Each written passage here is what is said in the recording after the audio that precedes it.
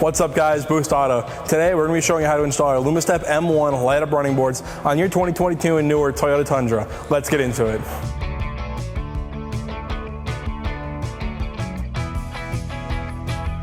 Lumastep M1 from Boost Auto is the next upgrade for your Toyota Tundra.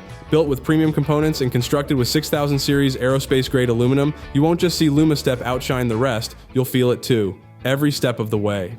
Light up the night with Lumastep M1, brightening up your path clear as day. Lumastep M1 features premium lighting functions allowing full customization on your truck. Build your set out and put in your order on our website today. Get your Lumastep M1 running boards and step up your game. This specific procedure applies to 2022 and newer Toyota Tundra, double cab, and Crew Max trucks. To get the latest on fitment, availability, and to purchase these running boards, visit our website at boostauto.com. Starting on the passenger side, you're going to have 4 mounting points. 1 in the front, 2 in the middle, and then 1 in the rear. You might have these pre-existing bolts in your mounting locations. If you do, go ahead and remove them before you install our brackets. To mount our passenger front bracket, we're going to use this point here and this point here. Just a quick side note, you might have a foam insulation piece on your mounting location like shown here. Due to the shape of our bracket, it will not interfere. Go ahead and mount your bracket. We're going to go ahead and mount our first bracket labeled PF for passenger front. We're going to install it using the provided hardware, which is a 13mm bolt, a lock washer, and then a flat washer. Now we can go ahead and snug up these bolts, but don't tighten them down on the way because we're going to make some further adjustments down the line. Now there's 3 more mounting points on the passenger side of the vehicle. They are labeled PC and PR for passenger center and passenger rear. They are the same brackets and mount in the same way. Go ahead and install them just like the front bracket. With our brackets now installed, now we're ready to install our bracket covers. They're going to slide over the top of your bracket, like so, and then you're going to use the provided push clips to hold them in place. And now, with those in place, you can go ahead and just pop them in. And now, go ahead and do those on the rest of your brackets on the passenger side. Once the brackets and bracket covers are installed on the passenger side, go ahead and repeat these steps on the driver's side of the vehicle. Now we're at the point in the procedure ready to mount our running boards. We're going to grab our passenger side running board, and to locate which side it is, it's going to have the Boost Auto nameplate, and also on the other side is going to be our integrated module. We're going to flip it over to expose these channels here, and we're going to install our T-bolts. For this truck, you're going to have 4 brackets that are going to have 2 bolts each. So you're going to slide your T-bolt in the channel, and you're going to have 4 in each channel, and you're going to space them out roughly to where the brackets would be on the vehicle. Now, ready to install it on the vehicle.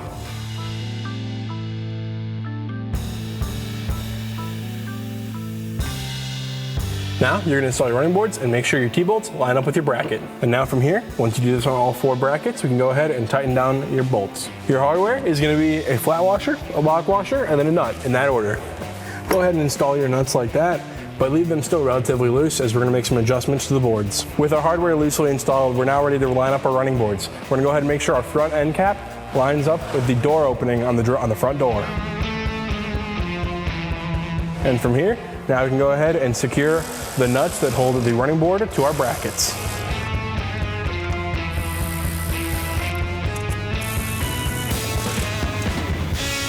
And now, with your hardware on your running boards tight, we can go ahead and tighten up the brackets. Now, go ahead and repeat all these steps on the driver's side of the vehicle. So, now we just installed our brackets, and right now we are on the inside of the vehicle. We're looking at the display of our Tundra. These Tundras have a security feature that we're going to go ahead and disable before we disconnect our battery. So we're going to go to the settings sidebar in the menu, click on it, and we're going to scroll down to where it says info and security right there. Click on it, and we're going to make sure this setting called privacy lock, it might also be called security lock, is turned off. And now we're going to go ahead and go under the hood of the vehicle and disconnect the battery. Now before you remove power from your truck, you're going to want to open your tailgate. With our security lock system disabled, we can go ahead and now disconnect our negative battery terminal. Your battery is going to be located on the passenger side of the vehicle near the firewall. Now disconnect your negative battery terminal by loosening this nut.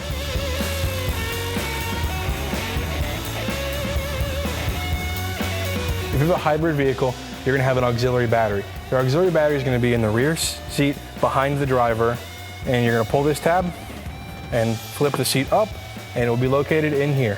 And you'll need to remove the negative terminal from that battery to isolate power from the truck. With your running boards now installed, we're ready to talk about our harness. With Lumastep M1, you're going to receive our lighting harness. There's going to be 2 lighting harnesses you're going to get, and they're side specific. The one for the passenger side of the vehicle is going to have this extension with the blue wire on it. This is going to be for your running light input. And to determine the passenger side, you're also going to have the red and black battery hookups. The driver's side harness is not going to have those.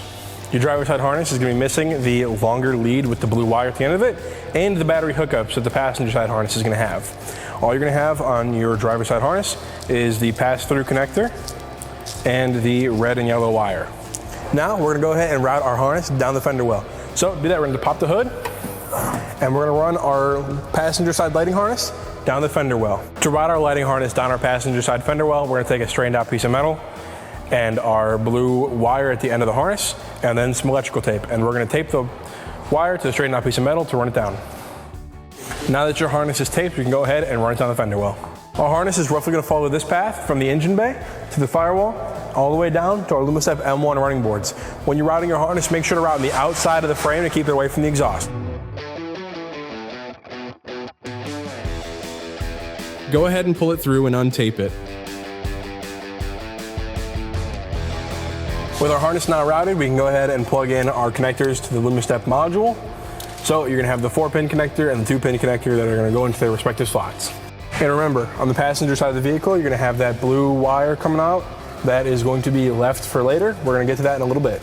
Now we're going to repeat all these steps on the driver's side of the vehicle. Next, route the red and yellow wire on the ring terminal side of the harness down to the headlight on the passenger side. We're going to be tapping for signal at our headlights. Your headlight will be configured in one of 2 different variations. Depending on your vehicle, you may either have a single large 24-pin connector on the back of your headlight, or you may have a few connectors, one of them being a small 3-pin connector located in the bottom outer corner of the headlight. Let's first go over how to remove each connector from the headlight housing. Here's a close look at the single large 24-pin connector located on some of the headlights in this year range.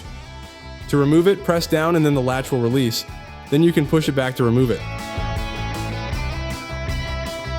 If you want more room on your harness for tapping, you can go ahead and just pull to dislodge it from the tape, and then you have a lot more room to tap. Now, if your vehicle does not have the large single 24-pin connector, it'll come equipped with a few connectors, one of them being a small 3-pin connector located here in the bottom outer corner of the headlight. Unplug the headlight connector by pressing the tab. Let's first go over tapping if you have this large 24-pin headlight connector. If your vehicle has the smaller 3-pin connector, please skip ahead where we'll go over tapping to that connector afterwards. We're going to be tapping for signal at pin 11 with the tab on top right there. Pin 11 is going to be in the top leftmost slot. That's going to be this wire right here. Install red T-tap on the wire in pin 11. Now press until it clicks into place. With your T-tap secure, we can go ahead and take the red and yellow wire from your harness and plug it in. Now go ahead and plug your connector back in. Next, we'll go over tapping to the 3-pin headlight connector. Locate pin 1 located in the rightmost slot. Tap to pin 1 using a red T-tap provided in your kit. Press until it clicks into place.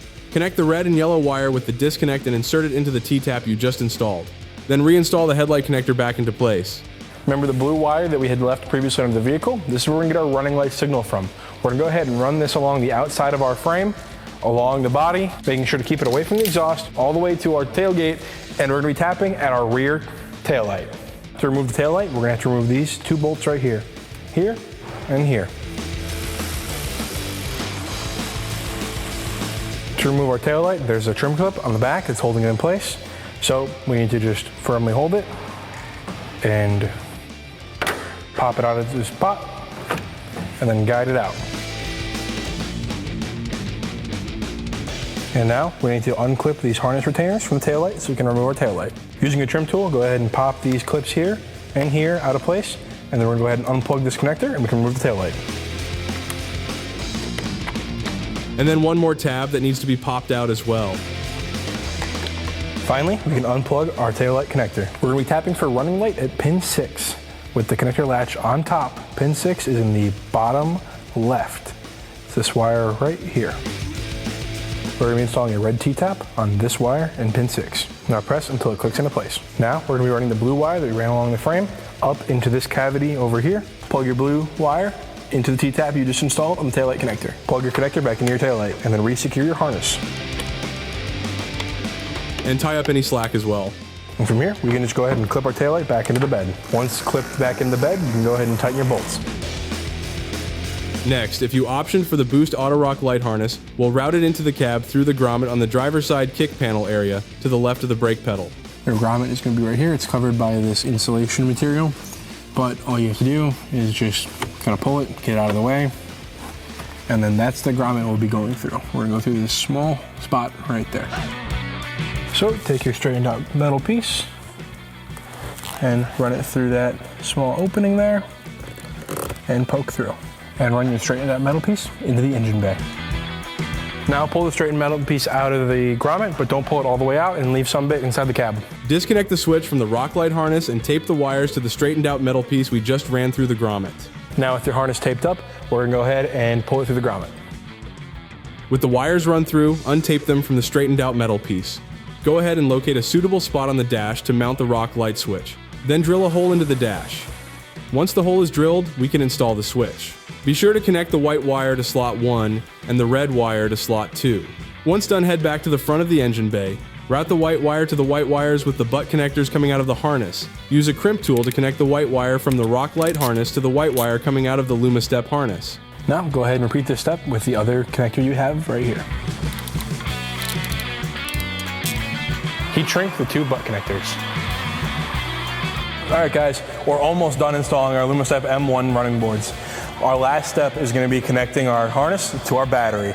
We're on the passenger side of the vehicle where our battery is located. It's right by the firewall. We're going to go ahead and connect our harness. Plug in the 2-pin white connector on the passenger side harness to the same white connector on the driver's side harness. Now we're going to go ahead and reconnect our negative battery terminal.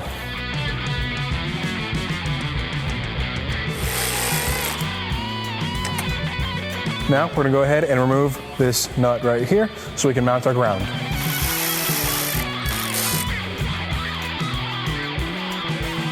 Now go ahead and mount your ground harness to your stud. Now we can go ahead and re-secure the nut. Now let's connect power. We're going to pop off this cover and remove the stud here.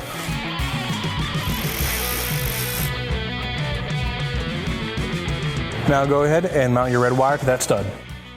If you option for Lumastep M1's rock light harness, go ahead and mount it to this stud. Now we can go ahead and re-secure the nut. Pop your cover back on. All right guys, that's a wrap. We just installed the Lumastep M1 on your 2022 and newer Tundra. If you want to purchase these steps or any of the products we have to offer, like our Style 2 GM mirrors, check out our website at boostauto.com. And with that, we'll catch you in the next one.